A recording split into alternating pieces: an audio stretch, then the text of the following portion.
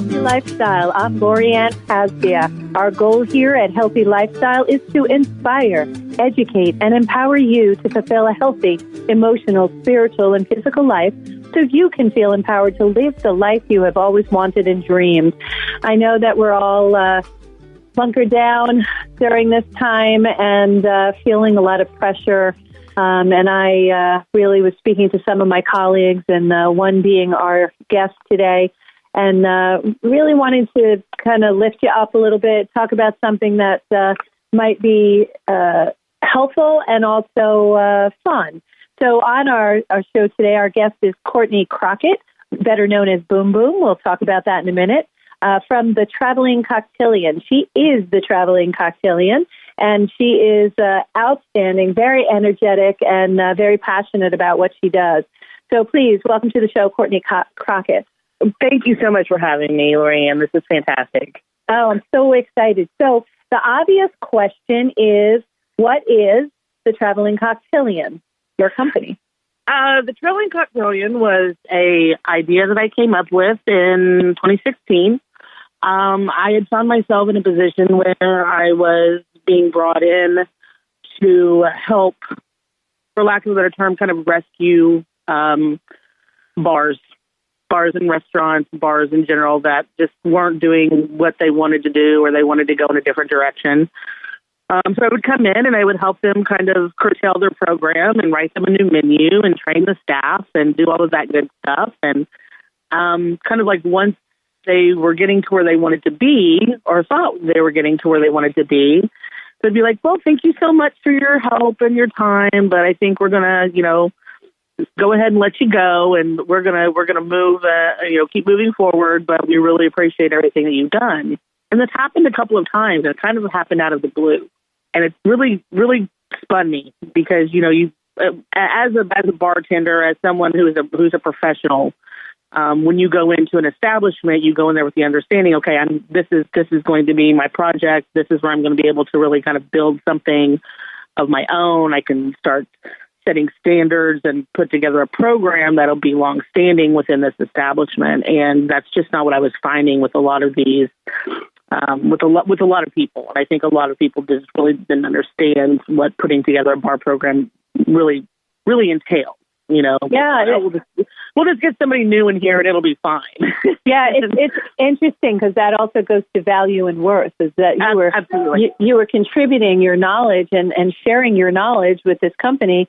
They took all your knowledge and then you kind of got let go, cut loose, if you will. And yet they were enriched by that, and they didn't see the value in continuing keeping you on because they thought they knew they had learned everything. They had learned everything. Exactly. Yeah. And I can say on my part, and I know on so many of our parts in this industry, when we go into something, a lot of us don't take this just as, this isn't a job, this is a passion. This is something that means a lot to us. It's kind of like, we're building our house essentially. And so you get to come in and build your dream house, and all of a sudden you're like, oh, okay, well, great. We're going to sell your house now. We pour our heart and souls into like putting this together because honestly, this is really a signature of what we do and who we are as people.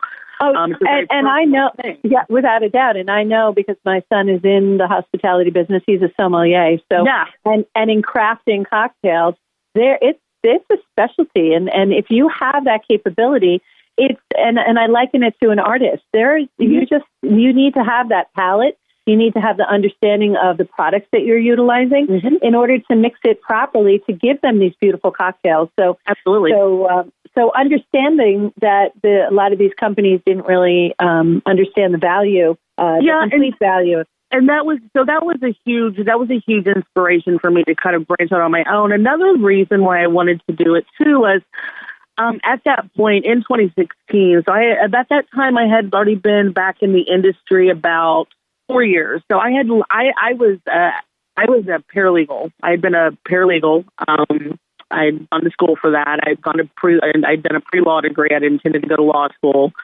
In 2008, as we're all aware, that was another very huge downturn for our economy. And here where I'm located in Kansas City, I found myself in a situation where it was incredibly difficult to find employment. We had at one time a huge market for legal professionals, and when the economic downturn happened, a lot of our law firms merged, and we found in our city specifically was one of the hardest hits in that particular industry. We found like a 33% unemployment rate among legal professionals. So I looked at it from a very logical investment standpoint, and I realized where I was at with the degree that I had and in the career that I was currently involved in. It wasn't financially to my interest or viable, really, to go ahead and continue going into debt to go to law school. So I decided not to make that investment. I just utilized the degree that I had and thought, okay, well, we'll look at it again later on down the road. Right, revisit it. Yeah. And instead of going to law school, what happened was I was presented with an opportunity to come in and work at this very amazing, beautiful, kind of one-of-a-kind cocktail bar here in Kansas City. It was modeled very much after Milk and Honey out of New York. The owner was just completely enamored with that bar and what they were doing and wanted to kind of put something like that together here in Kansas City, and everyone thought he was absolutely crazy. And he was like, we'll see. The bar's still up. It was one of the best bars in the United States while the time I was working there. So it was very, I felt very honored to be able to be a part of that bar staff. And the things that I learned at that bar were phenomenal. But one of the things I noticed at that time was that there was not a lot of representation of female bartenders. Now that has long since changed, but and rightly so. Even in 4 years, like it's changed so dramatically. But when I was coming back into the industry and when I was getting really excited, I saw all of these really amazing women bartenders, and I was inspired by all of these really amazing women bartenders. But nobody really talked about them. No, they weren't getting any press. They weren't getting any. If they were, it was like Julie Reiner, one, at a Clover Club, might be getting something written about her. But I was going to these events all over the country and just meeting these women who were just amazing. And I was kind of really irritated that, anytime there was a write-up about a city and the bartenders that were there, it was predominantly men. Or if there was a write-up about women, it was essentially like, what's it like to be a woman in the bar industry? And it's like, well, it's like any other industry, what's it like to be in an industry, essentially, is what you're asking. And so I think a lot of us within the hospitality industry, but food, beverage, specifically the cocktail scene, we were kind of getting really sick of that question, being a woman in the bar. It became one of those things. It started to become cliche in a sense. Sure. And so, I did a little research, and, because I was very curious. I was like, why don't women really get very much recognition or a lot of write-up or the same kind of press or the same kind of ink that a lot of these guys are getting? And I think I found this article from, I want to say it was the Washington Post, if I'm not mistaken. And it was all about that very subject. And I just was completely, just engrossed in reading this article. And one of the things that I found that maybe had a reasoning for that was this quote. So kind of give you a little bit of, one of the things I am too is I'm a big dork. I love history. I love literature. I love all of those things. And when I got into this industry, there was no lack of history to find whenever you start looking at this industry overall. I mean, it's probably one of the oldest industries next to another one that we're all familiar with, in the world. When you think about the things that we've had as a constant staple in our lives, the tavern is one of those things, and sure. For the longest time, it wasn't just a place to drink. It was your bank. It was your social house. It was everything. It was everything that you needed. That's where you conducted your business, whatever. And so one of the quotes that I found was in reference to, her name is Elizabeth, or known better as Betty Flanagan. Sure. She was considered to be one of the first to create a cocktail. She was mentioned in James Fenimore Cooper's 1821 novel, The Spy. And he talks about her in this book and tells of how Betty, having been brought up on liquor, was particularly well qualified by education to create the very first cocktail. And so within this quote, you're reading, that's super interesting. At one time, women were the ones who made the beer, who ran the taverns, who did the things like that. But when she was introduced at this time, 1821, obviously was the Victorian era, kind of moving in towards that redefinition of what a woman, a real lady, is supposed to be. Right. He says, with such a worthy accomplishment, you would attribute it to this woman. You would think that female bartenders would have just proliferated. But the way she was described in this novel, she didn't provide an example that was considered worthy of emulation. And the way Cooper described her faults were a trifling love of liquor, excessive filthiness, and a total disregard for all the decencies of language, which made me laugh out loud because that basically describes every woman that I know and the reason why I love her so much. So yeah. I kind of took that quote and I took Betty as my inspiration for putting this together so that I could really help to showcase and highlight what we were doing in this industry, what women particularly were doing, but more importantly, what all of us could be doing. So there's a question that is begging to be asked, which is sure. Like who established the definition of a lady? Exactly. Well, evidently Fenimore Cooper did in his novel. So. Yeah, I guess that's a whole other show that we won't go into now. I think that's always been, and to be fair, even in 2020, it continues to be this misunderstanding of what women in this industry specifically are and who they've always been. I think it's always been, anytime there's a woman in a tavern, it's always been attributed to something salacious. And for the longest time, some of that was very salacious. It wasn't until wasn't until Prohibition, until it was illegal for people to drink, that women and men were allowed to drink together. Until then, women weren't allowed in taverns. That's not a place that you would ever find a lady. Right. But once it became illegal, we were all breaking the law. So by then, it didn't matter. So women could actually sit next to each other at a bar, and that was really. I mean, it's funny that it took the making alcohol illegal to bring about the modernization of what we consider a bar to be. Right. Before then, you would have never sat next to a woman at a bar unless she was working there or she was working there. Right. Exactly. I got you on that one. So that's kind of the beginning, and then what it turned into more so was really utilizing the connections that I had made, the friendships that I had developed, the people that I had met and got to know. And it allowed me the opportunity to go and be a part of, work different events, work for different brands, reach out to people in different cities and be like, hey, I've never been to your city. I would really like to come see what your community is all about. I'd really love to see what, how you and your staff, handle a busy Saturday night. And I was like, I'll come in and work in any capacity. I just really wanted to get behind different bars and get in different settings and understand more what it is that, why we do what it is we do. And every opportunity I've had and every place I've ever been has really helped to widen that scope and understanding why we put ourselves through what it is we put ourselves through in order to provide a good time to the people who come in to see us. And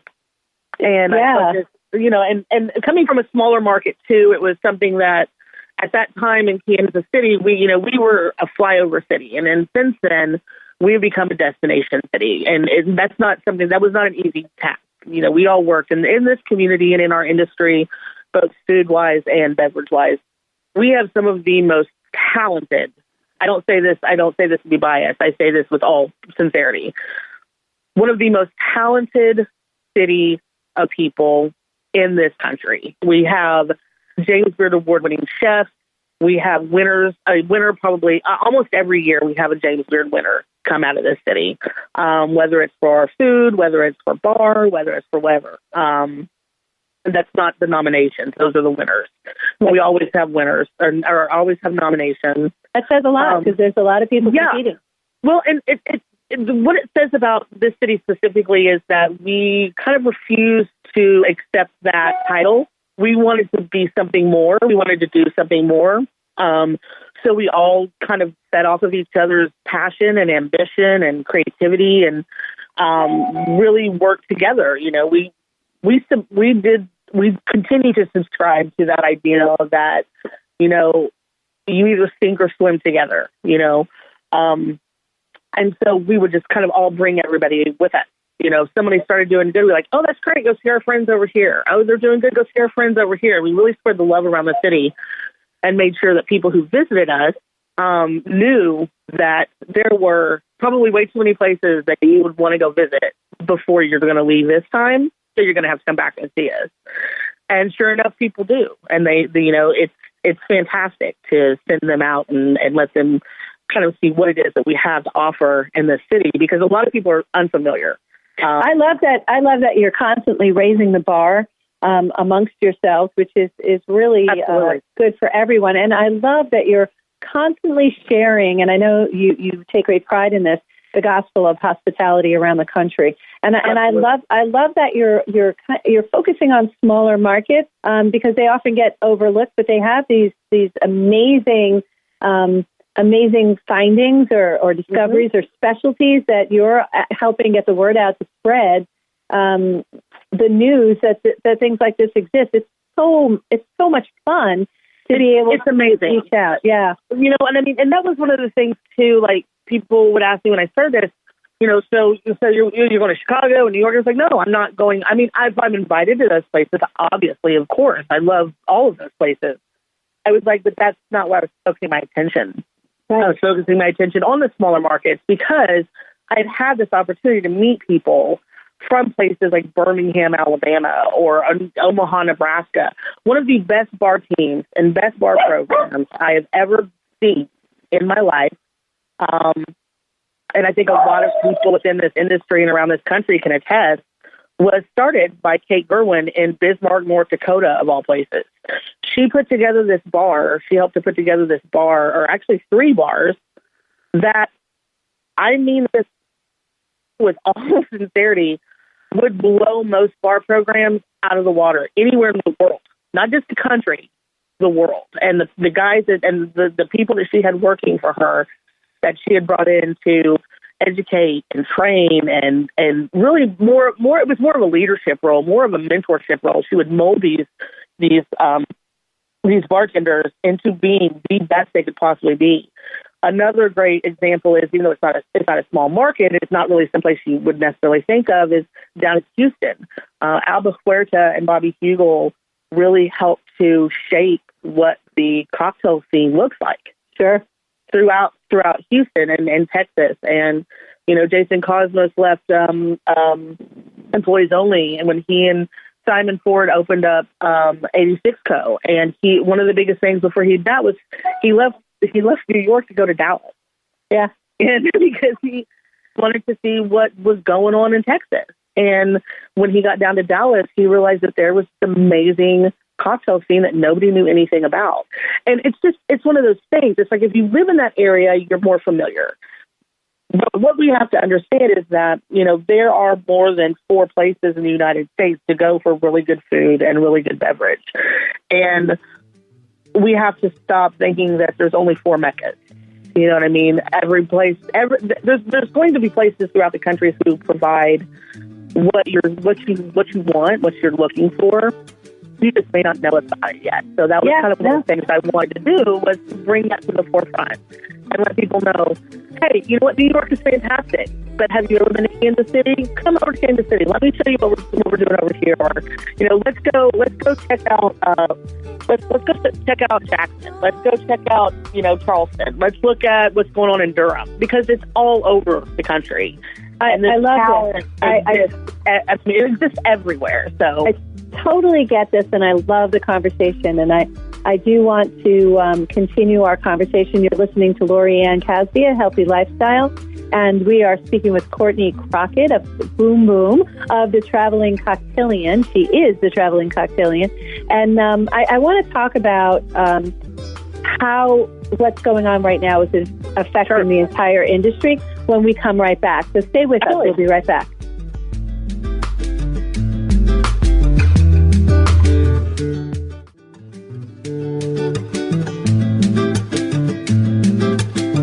Welcome back to Healthy Lifestyle. I'm Lori Anne. If you have any questions, comments, or ideas on topics, guests you'd like to hear more about, please email us at healthylifestylewithla@gmail.com. And, of course, follow us on social media at Healthy Lifestyle with LA. We love hearing from you, and we answer every email and post personally, and we really appreciate the interaction. You guys have given us a lot of good ideas on who to bring on as guests. And if there's someone you really want to hear specifically from, please let us know that too, because we will do our best to get them on the show. In the meantime, we're hoping that we're going to be live streaming on Facebook. We're not sure how that's going to work right now, but we'll figure that all out and get back to you on it. In the meantime, we are having a really great discussion, getting a nice history about cocktails and hospitality from our good friend Courtney Crockett, also known as Boom Boom. She is from the company The Traveling Cocktailian. She is the Traveling Cocktailian, and outrageously informative and a really good ambassador of hospitality, needless to say. So we left off that we wanted to talk a little bit about what's going on in the world right now, and how that's impacting the entire service industry, and how you guys are trying to find a semblance of normalcy during this time. Finding a semblance of normalcy has been very difficult. I think I can speak on behalf of pretty much all of us. But as most people are aware, when COVID-19 hit the United States, and we realized that this was going to be a dire situation, a pandemic. Our industry, the bar and food industry, restaurant industry rather, we were the first ones to be closed. Obviously, that's where most people gather, and we, I kind of took it on a citywide basis, and then nationally, everyone just kind of like. I will say from the get-go, all of us internally were like, if this is what we have to do in order to keep our public safe, then this is what we're going to do. We were very adamant about starting the social distancing when we heard about it. If that was going to cut the cases and exposure, then that's what we did. And we knew that that's what we had to do. We also understood that was going to be very difficult because, unlike a lot of industries, a lot of us don't get health insurance. A lot of us don't have, temporary disability or any other income that we can draw from. We're not getting severance. We're not getting anything like that if the places decide to let us go. That's a lot of people don't realize. You don't have a fallback. You don't have insurance in a lot of cases. And many of the people in hospitality are working week to week paycheck to paycheck. And so something like this is devastating. I mean, and then in actuality, sometimes it's a shift to shift thing. It's like, I have to, it's like there'll be days when you have a really great week and that's fine. But then there'll be days you're like, you call up a buddy and be like, hey man, can I pick up your Thursday? I'm broke. I need money, Yeah. So one of the the first positive thing that's happened out of this occurring, because this is unprecedented. I don't know anyone in our generation, in the baby boomer generation, I was talking to my dad about this yesterday. This isn't something we've ever faced before. I mean, we've faced flu epidemics and things like that, but nothing on the scale at which this has hit the world and has hit our country. And so this, we're navigating uncharted waters really right now. Yeah. So one of the positive things that's happened is it started a very real discussion on how, this is something we always talk about, like, the sustainability of this and the sustainability.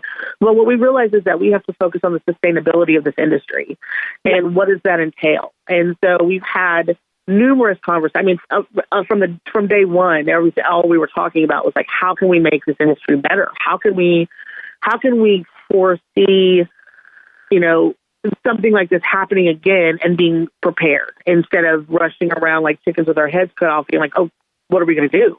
How are we going to do this? So on the forefront of, like I said, for the most part, that's the positive thing that's coming out of this, is that we're looking at our industry, we're looking at the way it's set up, we're looking at the way things are designed, and we're starting to think outside of the box on how we can improve it, how we can make it more sustainable, how we can keep things up and running even when something like this happens. I will say that from what I've gathered, again, I may sound biased, but my old boss, when I worked at that little bar in Kansas City, the first one that got me back on the road to the industry, Ryan Mabey is a partial owner in J. Rieger Co. whiskey. And they were one of the first distilleries that I saw that stopped distilling and started making hand sanitizer. When they started doing that, then I saw a lot of other places come on board and be like, oh, that's a great idea. We do have the capability of doing something to help.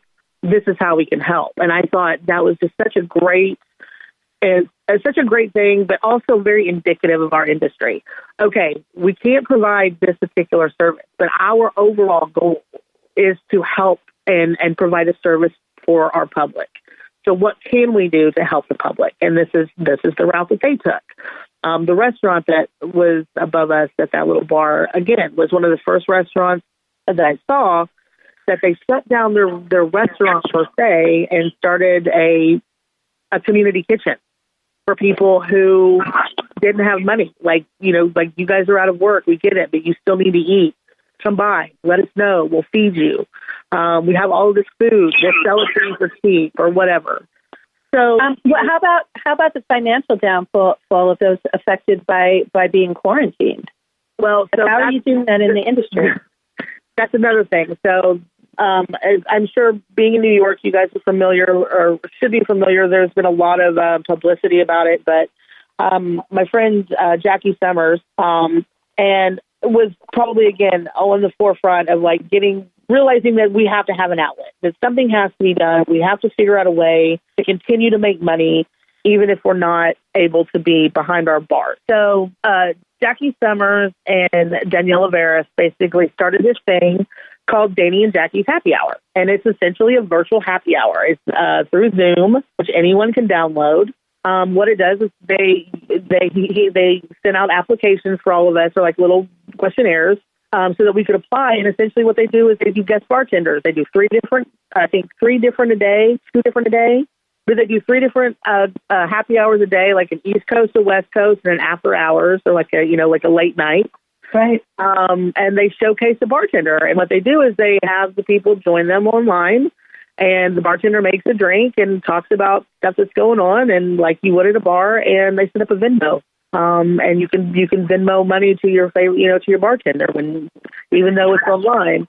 And so they're the ones that started virtual happy hour. You see it all over. Everyone's doing the virtual happy hours. Jackie and Danny were the ones that started that, and they knew that it had to be done because people were going to go insane if they were just quarantined to their house with no interaction. Yeah. Plus, they also knew that would be a really viable way for us to try to get our bartenders to, it's not a lot of money, but it helps. Everything helps, right? So that was kind of the first thing. What I've seen since then too is just a really strong support from a lot of these local communities, a lot of our distillers and our brands and our, portfolio holders like Diageo. they've stepped up. They've donated money. The USBG, the United States Bartending Guild, is something that has been in place that most of us have a chapter in our cities. They have, really stepped up to the plate as well, trying to reach out to these different people within our industry for contributions to help out. You go online, you fill out a form. You're like, hey, this is, obviously this is what's happening. And there's, you're available to receive a grant. Essentially, is what you're applying for. That is a grant. Outstanding that you guys are really coming together. I mean, the hospitality industry, as I've seen it from outside and now from inside, seeing that my eldest, my son is a sommelier. But I think it's great that you're all coming together and doing that together, and then allowing guests and patrons to kind of help you during the quarantine. The other thing I'd like to do is just kind of turn it a little bit, because I'm going to ask you your why you do what you do. But before you do that, let's just do something fun. What's the process that you go through for creating a cocktail recipe or a cocktail menu? Because there's a process behind that. Oh, it is. Yeah, it's like birthing a child. It really is. It's one of those things that it depends. So a lot of times I like working with restaurants, and the reason I do is because it gives me access to more than one thing. Instead of just cocktails, I get to build a wine list. I get to put together a beer list. I get to put together all those things, and I do it primarily based off of what food has come out of the kitchen. So that's kind of what I look at. I look at the environment, and I look to see what it is that they're really needing for what it is they're lacking in bringing in people to the bar. I like to get in touch a little bit with the community, so I'll go in just as a guest myself, and I'll sit down at the bar and I'll kind of see what's going on and how things are being handled, what people are asking for. I think that's a big misconception. A lot of us like to create really fun, interesting things, but there's no point in having fun, interesting things on your menu if nobody wants to drink them. So, right. So you always try to put your, with all your knowledge or your creativity or whatever it is, but you still have to put yourself in the seat of your guests. What is it that people want to drink? What would if I were reading a menu and I saw a cocktail described, is that something I would want to try, or is that something I would bypass? And so, looking at it from a very logical standpoint, first and foremost, and trying to get set a foundation, pork foundation of where it is you're wanting to take that. I think inspiration comes everywhere. I mean, and that may sound really silly and Pollyanna, but I draw inspiration from everything. From songs on the radio, from poems, from artwork, from something I've read, TED Talk. I mean, it's been all over the board. And I think it is. I think all of us can attend that. It's one of those things that you want to make sure that when you're putting these cocktail menus together, you are utilizing something. I always try to bring in spirits that people might be standoffish toward or unfamiliar with, but I'll present them in a very familiar way, so that it kind of takes away a little bit of the trepidation of trying something that they don't know. If they kind of recognize what's surrounding that thing, you know what I mean? Because that gives me an opportunity. That gives me an opportunity to talk about something that I am very passionate about, but also introducing a guest to something they may not know anything of. I love that, because a lot of times I like to try new things. So, and you ever sit there, most people sit there and go, I don't know what I want. Unless they go for their old standards. And it's really fun to have the different cocktails available where you understand what's in it, and even if you don't understand it, to have someone be able to explain the different items that are in it and why you combine what you combine. But absolutely. Some of my favorite cocktails that I drink now were actually introduced to me by a mixologist like yourself, who said, hey, try this, because I'm usually the one who'll sit there and go, I don't know what I want. And so then you'll start the usual questions. Well, what do you like? And I was like, well, I got to narrow that down because I like a lot of different, so, but it's really fun because, sometimes I have like summer drinks versus winter drinks. They're a little heavier and warmer in the winter. And then these lighter, fruity old drinks in the summer. And when you start realizing that there's this world out there, my favorite, and I'd love you to speak on this, I went to a 3-star Michelin restaurant in the city once, and I went with someone who was underage, so they got the non-alcoholic beverage cocktail list. And I have to tell you, I was drinking wine and very much enjoying it. However, those drinks were even better. I wanted to drink them. So you don't have to have alcohol to have a fun night out and to have a beautiful drink, because there are a lot of fun non-alcoholic drinks, correct? Oh, absolutely. I think any bar, and any real bar, any real bartender, if you walk in and, they'll be able to make you a non-alcoholic cocktail. For the long, everyone calls them mocktails. I don't know if they found a better word for it. I think we're constantly searching for better terminology, but for lack of a better term, a mocktail. And, I think that's something, again, that a lot of us pride ourselves on, because when you're dealing with, when you're just like a chef at that point, when you're dealing with ingredients that don't carry the main ingredient that most people are looking for, you have to be creative, and you have palate. You have to understand what goes together and what doesn't, and really listen to the guests and what they're looking for, in a drink, in a profile. Yeah. I always love making non-alcoholic drinks. I always think they're super fun, and it challenges me. It challenges me every time, because especially if you get someone in there, it's like, for instance, people are out for a bachelorette party, but one of the ladies is expecting.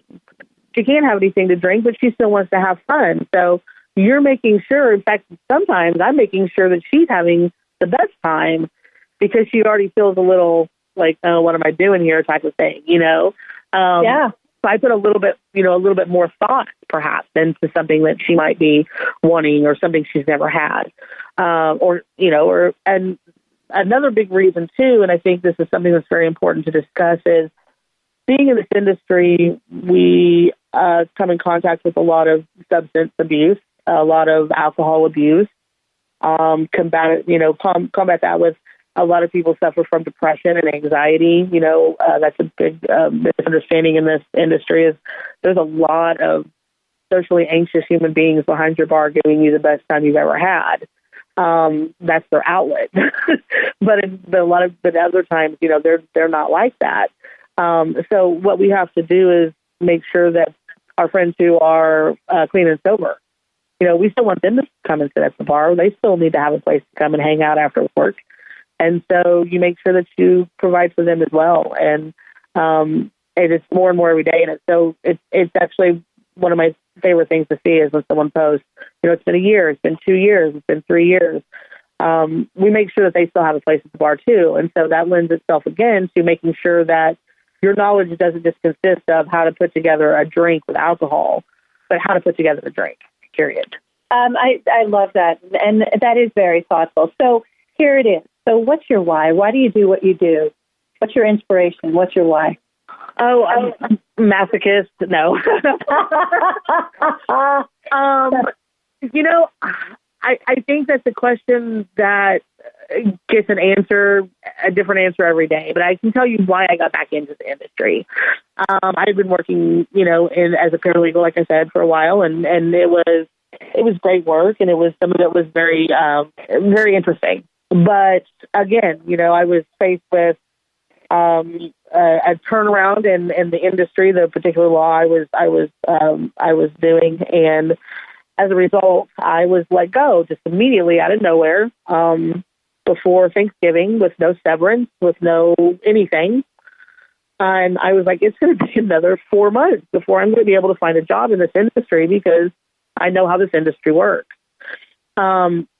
I had been doing my part-time job at that little bar, and with the restaurant upstairs, and I posted on Facebook, nothing negative, but just like, I'm going to look at this as an opportunity to really figure out what it is I want to be, what I want to do, how I want to be happy.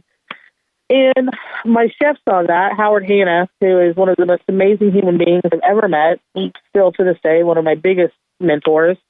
He came in, he was like, what happened? I saw your post, and I told him everything. And, I was just like, I was just devastated. And it was out of nowhere after almost 5 years of working with this firm. And he just looked at me and he was like, don't worry about it. He said, we'll make sure that you're okay.